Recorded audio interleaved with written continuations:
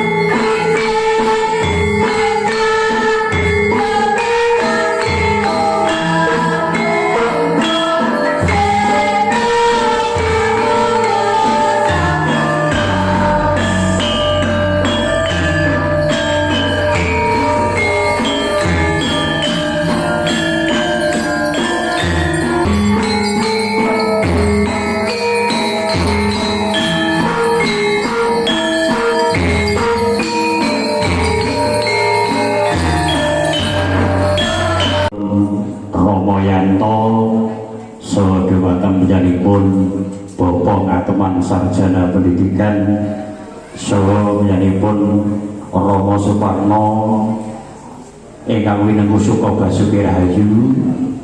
Sodewatan penyanipun Kanjeng Pangeran Agus Indrasmara ingkang winengku Suka Basuki Rahayu.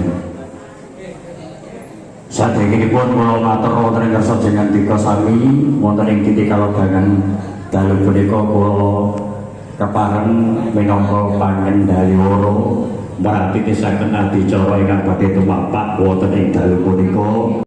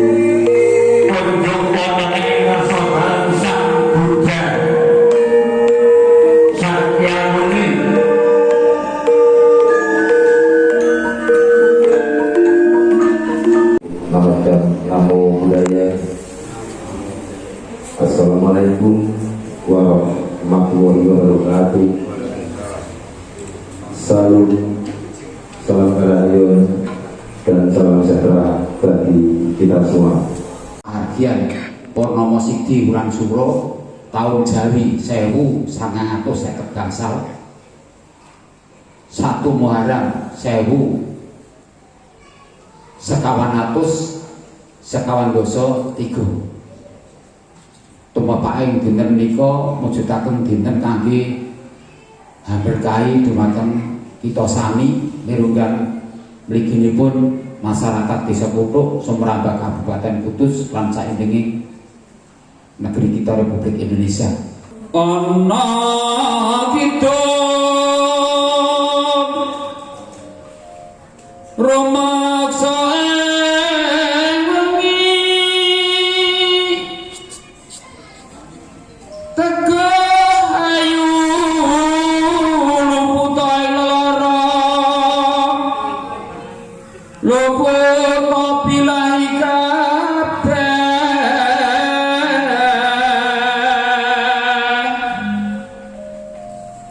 jin setan tatan purun panaluan tan ana wani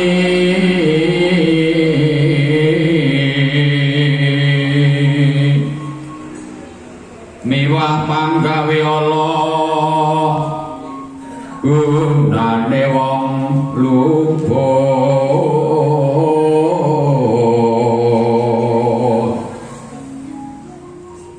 geni atemahan tirta maling adoh tan wani ngarah mring mami guna dudukan sirna ingsun Fatimah linuwe Siti Aminah bayune nganggo ayo ing ususku mangke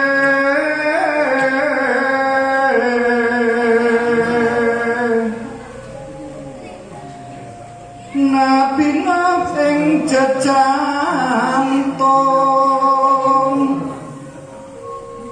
Nabi Yunus ing otot mami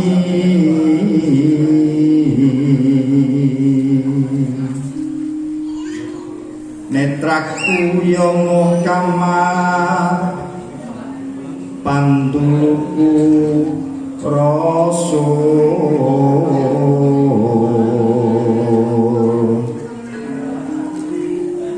pinayung adang soro sampun pepak sakatahing para nabi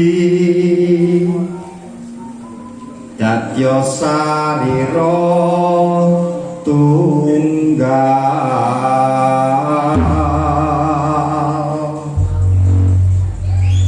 lamun ana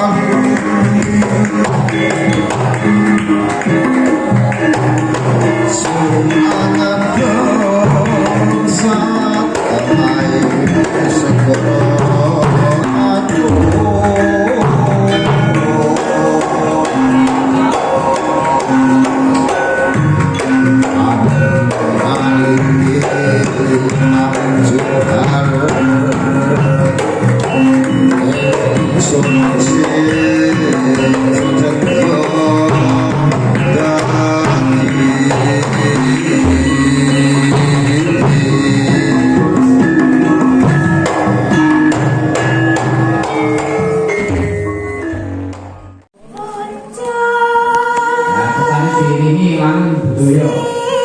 Terus dengan kita bebas iki budaya mangke langkung ngombe gratis. Ngoten nggih, Bapak nggih.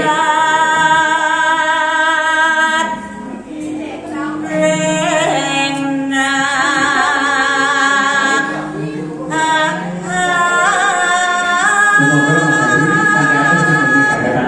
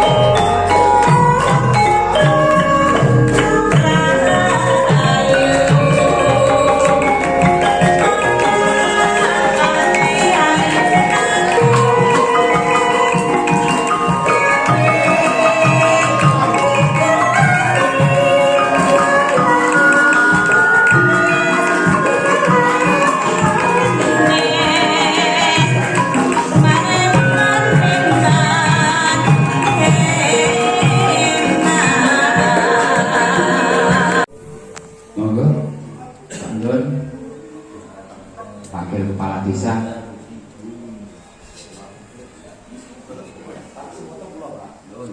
Saking Pak DPR menyampaikan Kabupaten Kerso niki.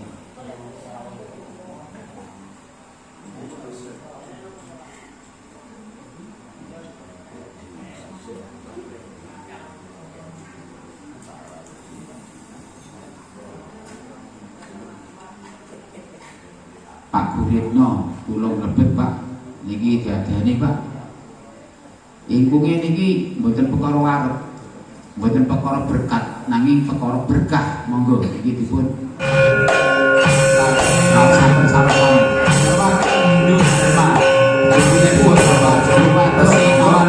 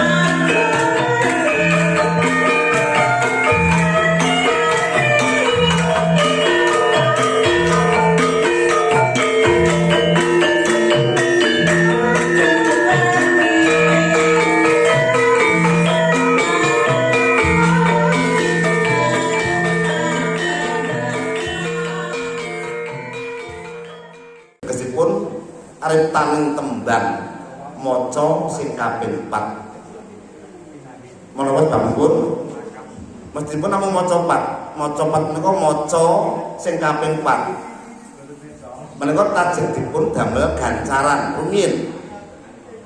Gancaran menika tegesipun namung syair tanpa lagu, namunipun gancaran ngrembakaning budaya, ngrembakaning seni, lajeng dipun damel sekar tembang maca 4 mawi lagu lan ulun sukon. Kesipun guru lagu lan guru wilangan. Mila ingkang mawi patokan mesti menika namung sekar maca 4. Maca 4 menika guru lagunipun mesti, guru wilanganipun mesti. Nanging menawi sekar maca ro menika boten wonten guru lagunipun. Ningking wonten namung pedotan utawi lampah. Benten kalian sekar maca lu, sekar tengahan menika boten mawi ulun supon utawi guru lagu, namung ingkang wonten gancaring sastra, gancaring ukara ingkang namung mawi unjar tanpa lampah, tanpa pedotan. Menawi badhe sinau maca lu bijang menawi sampun ngrembakanipun kita pinanggi malih milunggan kemawon sebab menika menawi kados mekaten boten saged pun sinau. Lajeng maca 4 kala wau. Saben maca 4 menika wonten guru lagu, wonten guru wilangan.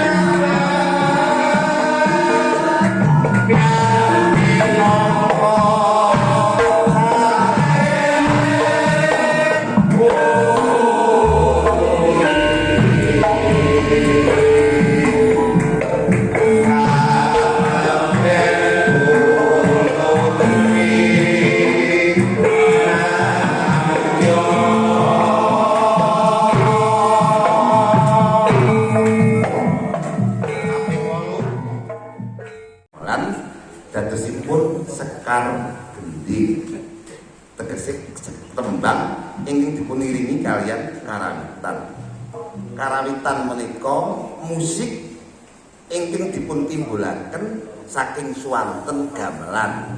menika namunipun karawitan.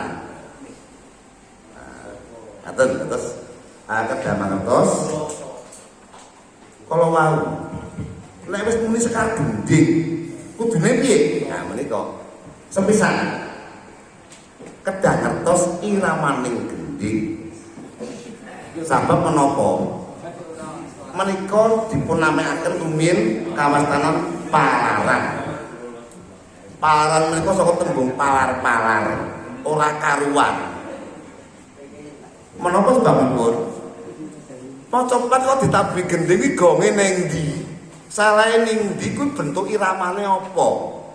Ketawa apa ladran? Boten cetha. Menapa dimastani palaran? Malar-malar ning ora karuan. Lho nggih. Nika namunipun saking Jawa dosok. Ning penak. Nggih menika unikipun tembang Jawa. Aja meneh kok tetap gamelan di kota ini kepenak kok. Lir teko tanpa nada. Nek kepenak ngene iku unike tembang Jawa. Saniki nek lagune campursari ditabri kotan ora penak. Niku saestu. Dados Jawa tembang Jawa menika luwes. Ditabri nut nganggo nut yo kepenak. Ora waton ling nembang kumapan tetep kepenak. Thank you.